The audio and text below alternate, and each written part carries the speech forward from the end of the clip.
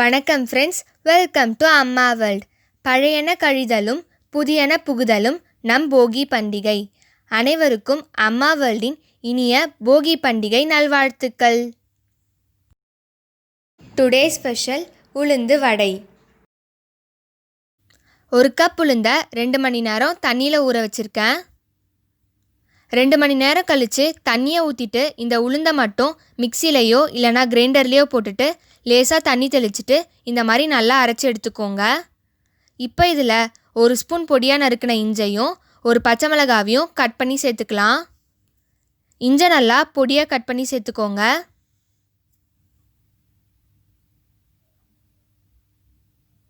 உங்களுக்கு தேவையான அளவு உப்பு போட்டுக்கோங்க.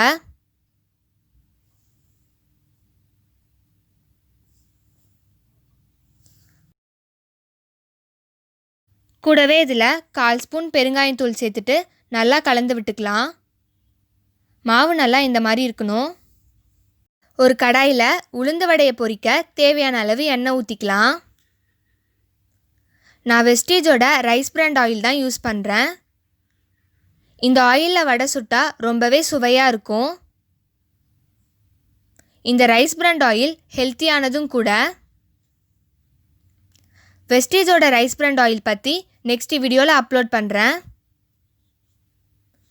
எண்ணெய் காயட்டும். எண்ணெய் காஞ்சதும் நம்ம ரெடி பண்ணி வச்சுருக்க உளுந்து மாவை வடை தட்டி எண்ணெயில் போட்டுட்டு பொரிச்சு எடுத்துக்கலாம்.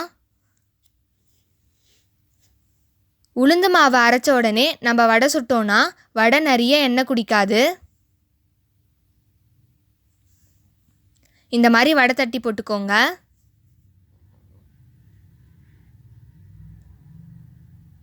உளுந்தில் நிறைய புரோட்டீன் இருக்குது.